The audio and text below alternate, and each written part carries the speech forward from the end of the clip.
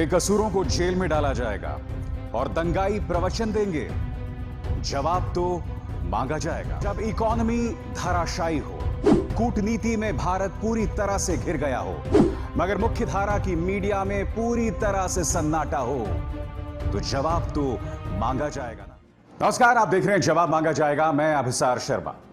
कार्यक्रम शुरू करने से पहले मेरी आप सबसे अपील कि इस कार्यक्रम को व्हाट्सएप और एसएमएस पर कम से कम अपने 5 दोस्तों और कॉन्टैक्ट्स को भेजें, ताकि जो चीजें मैं आपको बता रहा हूं उसके जरिए गोदी मीडिया के नफरती प्रोपेगेंडा को धराशायी किया जा सके। सबसे पहले इस औरत को देखिए जो जमीन पर लोटकर रो रही है बुरी तरह से।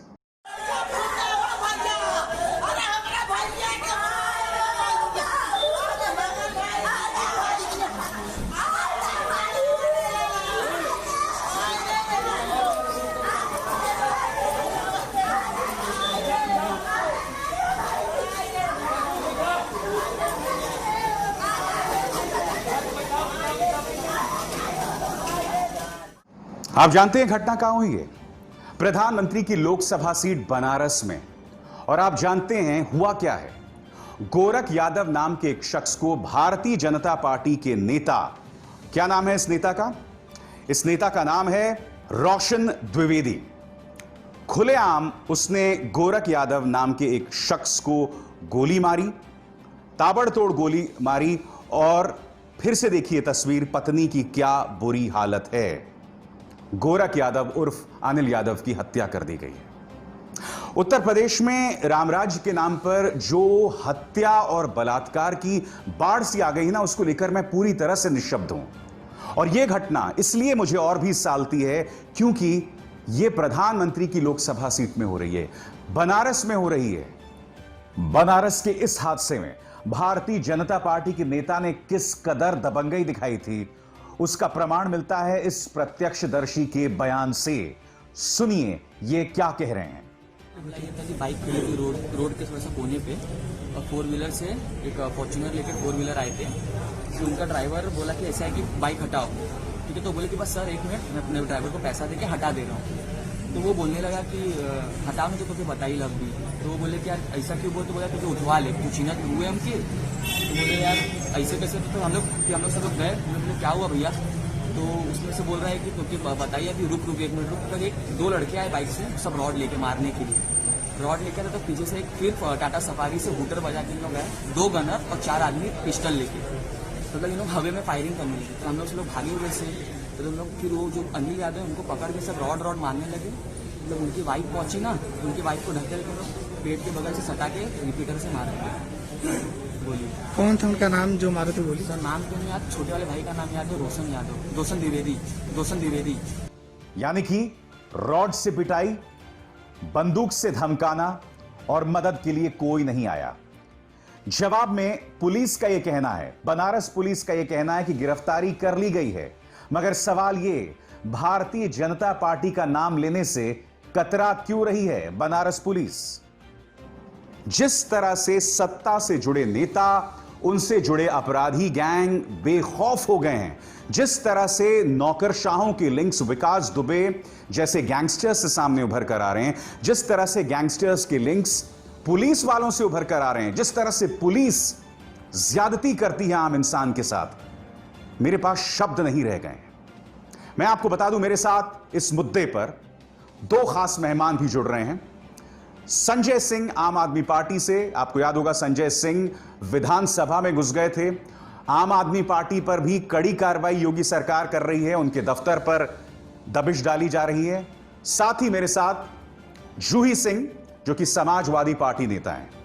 दोनों से मैं एक सवाल पूछना चाहूंगा कि आखिर कानून व्यवस्था की यह ताजा स्थिति क्या बतला रही है। सबसे पहले जूही सिंह। उत्तर प्रदेश में कानून व्यवस्था ध्वस्त है। संगठित संरक्षित सत्ता द्वारा प्रायोजित अपराध बढ़ रहे हैं। अभिसार जी, आपके माध्यम से मैं उत्तर प्रदेश सरकार से ये पूछना चाहती हूँ कि हमारी बहन बेटियां क्यों नहीं सुरक्षित हैं? क्यों अपहरण, लूट, हत्या, बलात्कार के मसले बढ़ रहे हैं और इन पर कोई एक्शन नहीं ले पा रही है? भदोही की बात करें तो 17 वर्ष की हमारे यादव परिवार की एक बेटी, उसका अपहरण हुआ उसकी लाश मिली। शरीर पर यातना के स्पष्ट निशान थे। कल ही रात में वाराणसी प्रधानमंत्री के क्षेत्र में एक अनिल यादव, गोरख यादव उर्फ व्यक्ति को गोली मारकर उसकी हत्या कर दी गई। हापुड़ में बलात्कार हुआ एक बच्ची के साथ। गोरखपुर में मुख्यमंत्री के क्षेत्र में एक बच्चे का अपहरण हुआ, उसकी लाश मिली। लखनऊ में ट्रिपल मर्डर हुआ। गोंडा में एक बच्चे का अपहरण हुआ। गाजियाबाद में एक पत्रकार की हत्या कर दी गई गोली मार के। वो अपने परिवार को छेड़खानी से बचाना चाहता था। महिलाओं के बलात्कार निरंतर हो रहे हैं, छेड़खानी बढ़ रही है। कानपुर देहात में हमारे एक यादव परिवार का युवा, उसका अपहरण हुआ।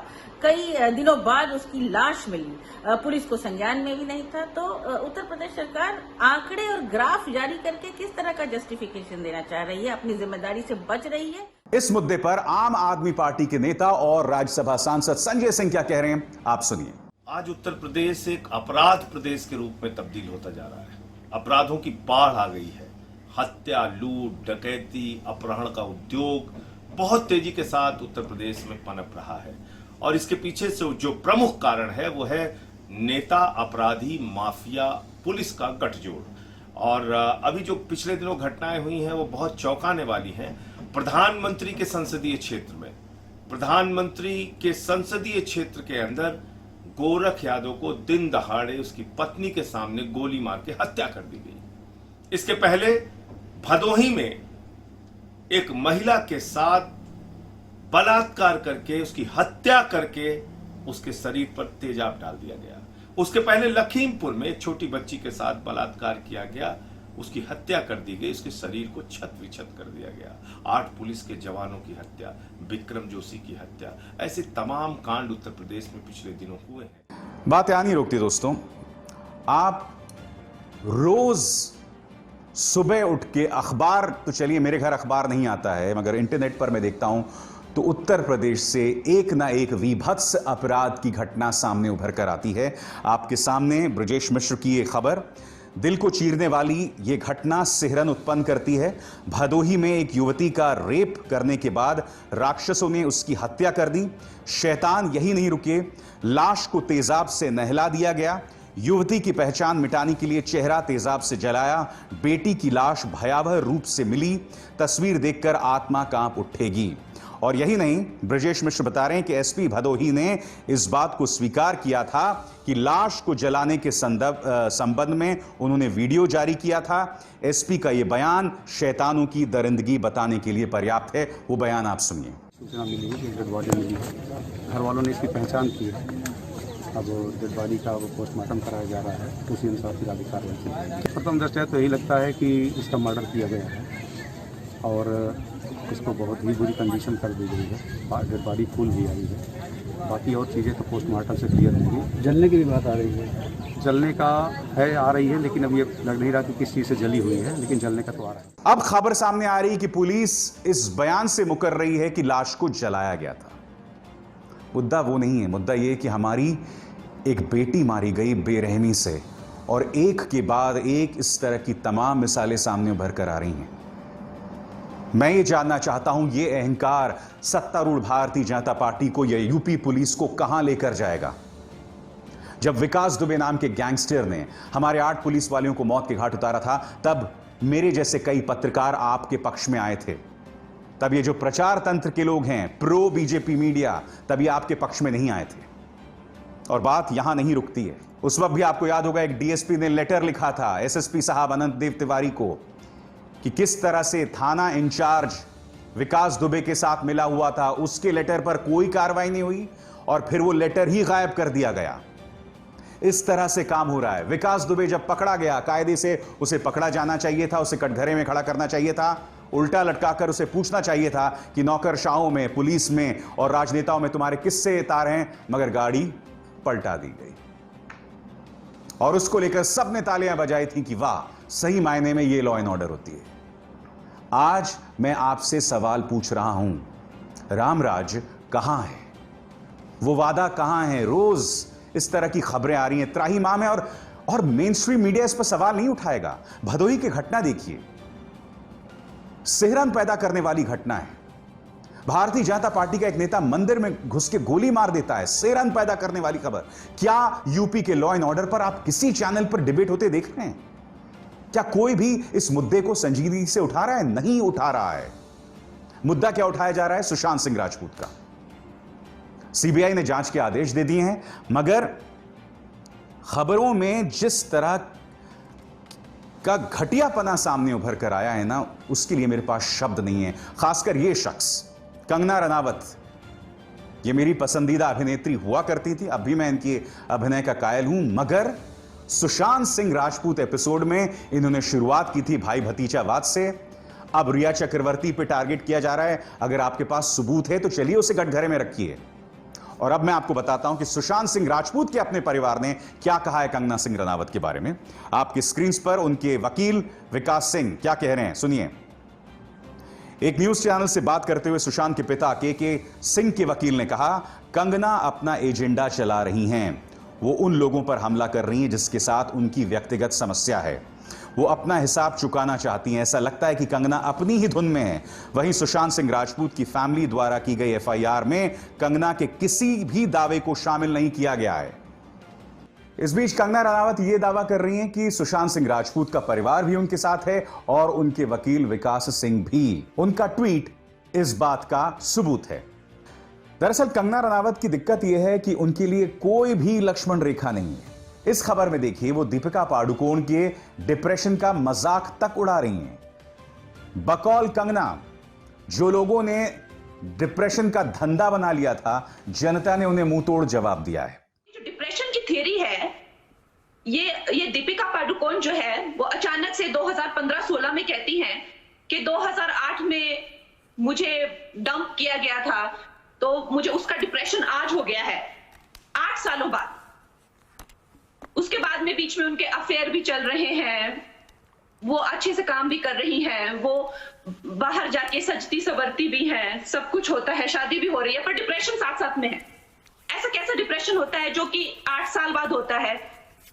और फिर जब वो होता है तो उसके साथ में, because I know people struggling with mental illness, a huge part of their life goes completely dysfunctional, and it is arguable that can they really ever tap into their full potential as professionals and as in their personal life is arguable, and most will say that they can't because of their limitations. यहाँ जी इनको depression हुआ है, एक ऐसा depression हुआ है जो 8 साल के पहले के ब्रेकअप का अब होता है, और उनका वो बिजनेस बना के बैठी हुई है, और वो सुशांत सिंह राजपूत को कहती है कि he was depressed so he just killed himself। और उसका देखिए वो पूरा फिर रैकेट जो है उस तरह के कमेंट्स को लाइक करना शुरू करता है, रीट्वीट करना शुरू करता है। क्या कंगना डिप्रेशन या दूसरे मेडिकल इश्यूज पर एक्सपर्ट हैं कि वो इस तरह के बयान दे सकें? ये सारे पात्र एक साथ जुड़े हुए हैं। कंगना रनावत, वो चैनल जिसने जहर खुलकर चलाया और आज की तारीख में वो नंबर 1 हो गया है, बताता है कि हमारे समाज का हाजमा कैसा है। हालांकि मैं रेटिंग्स को बिल्कुल नहीं मानता हूं, मैं जानता हूं ये रेटिंग्स किस तरह से मैनेज होती हैं। मुद्दा वो नहीं है। मुद्दा ये है कि खुलेआम एक न्यूज चैनल के प्राइम टाइम पर तू तड़ाक किया जाता है उन लोगों के साथ जो आपसे जिनके विचार आपसे मेल नहीं करते। आप सुशांत सिंह राजपूत को इंसाफ दिलाने के नाम पर अनाप शनाप बातें कहते हैं, और सुशांत सिंह राजपूत का परिवार आपके चेहरे पे तमाचा मार रहा है ना, बता रहा है ना कि आप जो बातें कर रहे हैं वो सिवाय झूठ के और कुछ नहीं है। मगर क्या आपको होश आएगा? मुझे नहीं लगता। मुझे नहीं लगता, क्योंकि ये समाज के अंदर एक बेपनाह भूख है, एक बेपनाह हवस है इस तरह की खबरों को लेकर, इस तरह की बातों को लेकर, और मुझे लगता है ये थमने नहीं वाला है दोस्तों। मगर आप जानते हैं, भूख आपकी है इस तरह की घटिया और नंगई देखने की न्यूज चैनल्स पर, मगर ये आपको कंज्यूम कर रहा है, ये आपको खा रहा है।